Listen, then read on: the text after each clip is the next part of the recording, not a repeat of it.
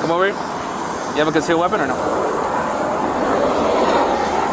It's February 5th, 2022, and a police officer has pulled over Christopher for a routine check. The officer remarks on the lack of visibility inside Christopher's car and asks for registration. Brother, I can't see anything in this car. That's why I pulled you over. You have the registration to the car? I can't even determine what state it is either.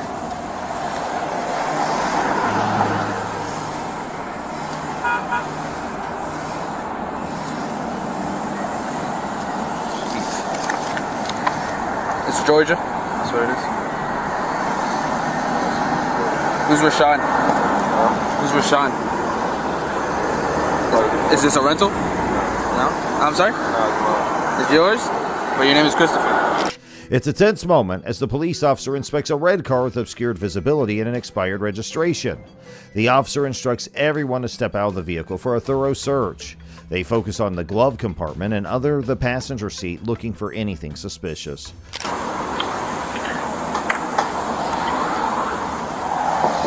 Roll down all your windows. You alright? Oh, I thought something happened to your face. Just step out real quick. We're gonna do a narcotic search because I smell weed in the car.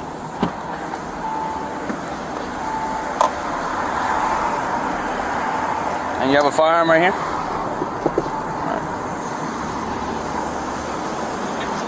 Alright. I got a 55. Come over here. You have a concealed weapon or no?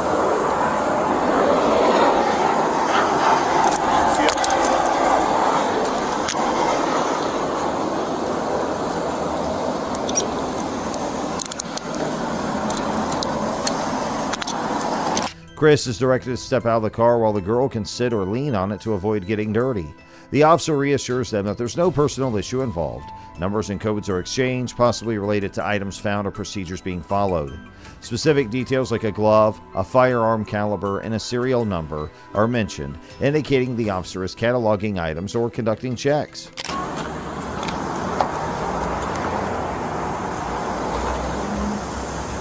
The VIN was where? I'll tell you now.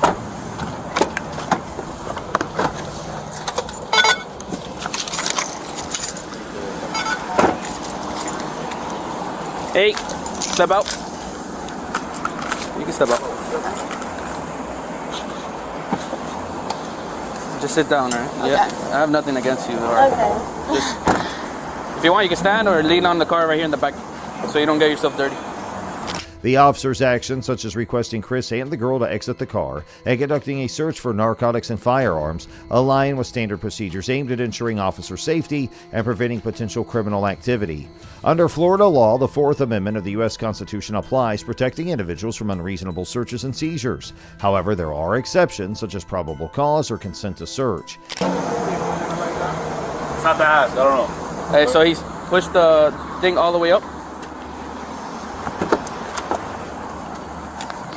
The conversation revolves around technical details and possibly identification numbers related to a vehicle inspection or registration process. The mention of states like North Carolina and Florida, along with a VIN, indicates the focus on verifying vehicle details or ownership.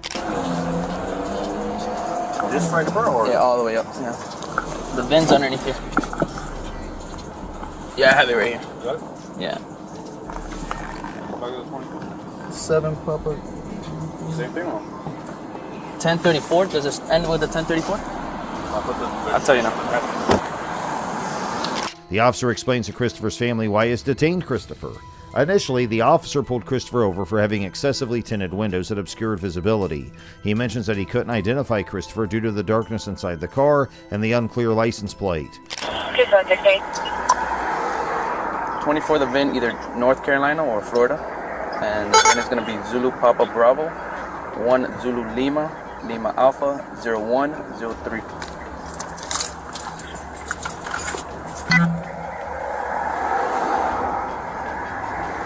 Is that your family?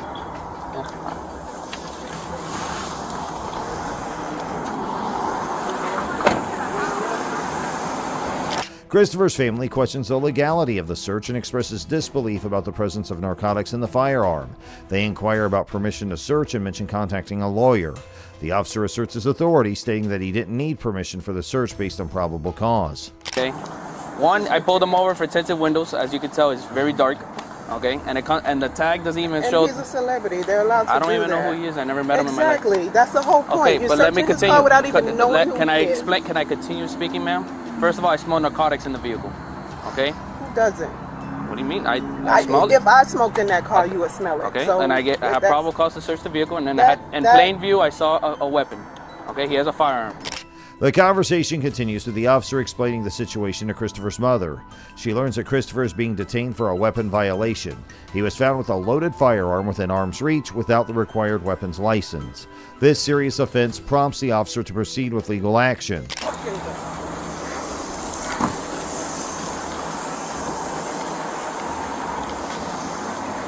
Can I get out? You have your license on you?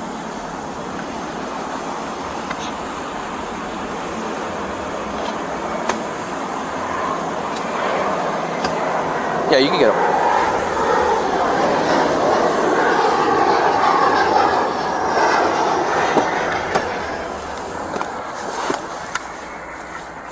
Your mom said you're a celebrity? Christopher's mother cooperates and begins discussing the necessary paperwork for the vehicle, including the title, purchase order, and registration documents. She assures the officer that the required paperwork will be gathered and provided promptly to resolve the registration issue. Meanwhile, Christopher's family and his mother navigate the legal complexities of the situation. They understand the seriousness of the weapons violation charge and the implications it carries. Christopher's mother emphasizes the need for due diligence and cooperation to address both the vehicle registration issue and the weapon violation charge. I gotta ask. Good afternoon, sir, or good morning. I really know it's still morning. How you doing? Good, good. So we have a gentleman stopped here. So they purchased we're obtaining or ascertaining they bought the vehicle from you in another state? Okay. What is the issue with the actual registration? Because in every state we've checked it every which way and there's no registration on file for it. So law officers have the authority to impound a vehicle if it is not properly registered or if there are discrepancies in the registration information. This ensures compliance with vehicle safety and ownership regulations. In Christopher's case, despite his mother's assurance to provide necessary paperwork, the initial absence of valid registration raised suspicion and led to the decision to impound the vehicle for further investigation. They registered in any state, and we've checked every state possible. There was a registration from Georgia giving it to us, so we checked Georgia, Florida, and what is it, North Carolina? And North Carolina. Okay, so I'm not certain about any type of registration issues. That I have to speak with my title department on that, and they don't work on the weekends. However, But you understand that, like, we're the gentleman is in a traffic stop right now. We can't release the vehicle. We're gonna have to impound the car. We're gonna have to go through all that, and it's the same way she told me you might not work. I said, well, we gotta get somebody on the phone because we gotta do our due diligence as well. yeah, I mean, what type of information do you need in order to release that? Also, the weapons violation charge Christopher faces also carries significant legal implications in Florida. Possessing a firearm without the required license or permit can lead to criminal charges. Florida law requires individuals to have a valid concealed weapons permit to carry a concealed firearm, and possessing a loaded firearm within arm's reach without this permit constitutes a violation. The title application, the power of attorney, and the refile all in there. So if you guys are done, you can we'll stay on the line. I'm putting it into you right now. Okay, so what's going on? He's gonna take the ride for weapon violation for not having concealed weapon license. Okay, it was an arm's reach and loaded weapon. Okay, and it was not in a holster. Okay, so he's gonna be booked at TGK, and then that'll be all. Okay. Christopher will be booked at TGK Correctional Center and face charges related to possessing a firearm without a concealed weapons license, which is considered a felony in Florida. His family expresses concern over the lack of warning and explains that Christopher had applied for the license during the COVID-19 pandemic. Be booked at TGK, and then that'll be all. Okay.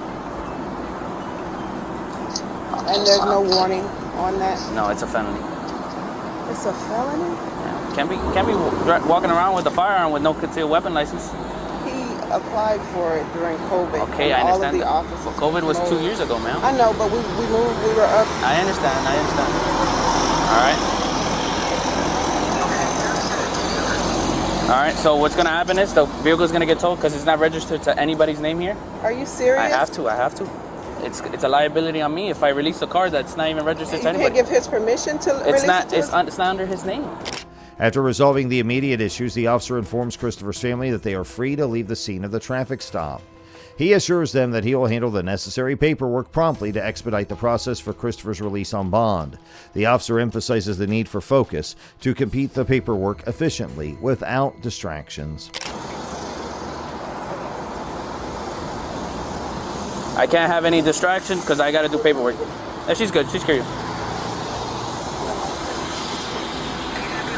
All right. Christopher's family starts gathering their belongings, including keys to various vehicles like a Porsche and a Lamborghini. They discuss which keys belong to which vehicle, ensuring everything is organized. The officer collects additional keys and personal items, including jewelry, to return to Christopher's family members. The atmosphere shifts from tension to a sense of relief as the family prepares to leave. A whole bunch of, he has like 5 different key fobs.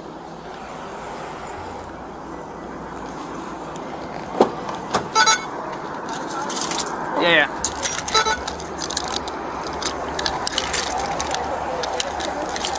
Can we take his jewelry, his stuff he has on him now? I'm trying to figure out which key is which. After completing the necessary procedures, the officer addresses Christopher's family, explaining that they are free to leave the scene of the traffic stop. He returns Christopher's belongings, including his wallet and a phone found inside the car, along with $5. The officer clarifies that the initial reason for pulling them over is related to the vehicle's registration issue, not suspicions of it being stolen. They want the jewelry. Oh, the jewelry? Yeah. You have jewelry on your neck? You can take that. No. The phone? Yeah, make sure there's none on the phone. Chris, you want them to get your wallet and your phone? Here's the Dodge SRT. I think that's for that. Christopher's family expresses concern and seeks further clarification, mentioning the officer's mention of a stolen vehicle. The officer denies making any such statement, reiterating that the vehicle's registration was the main issue. He emphasizes the importance of avoiding distractions to complete the paperwork efficiently. Despite the confusion and initial tension, the situation concludes with the officer ensuring Christopher's family has all the belongings and allowing them to leave without further delay. All right. And this is the reason why I pulled them over. I mean, the reason why I searched.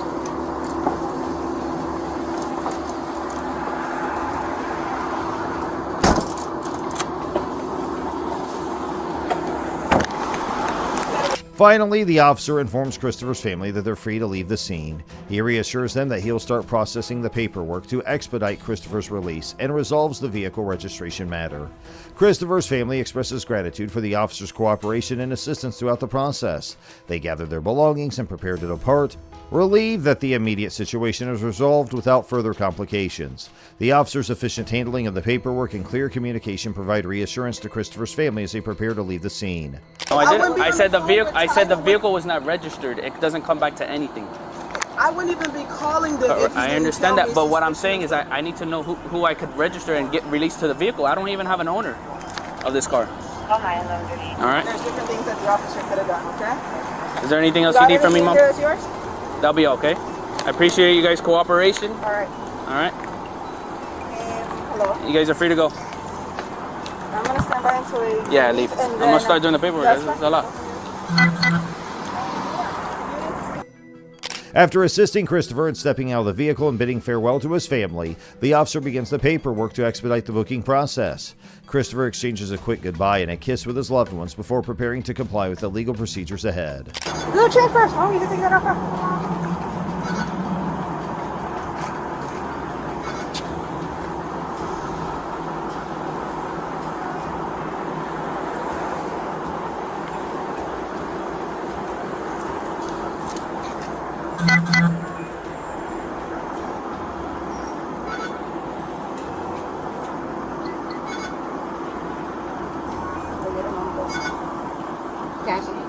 She was.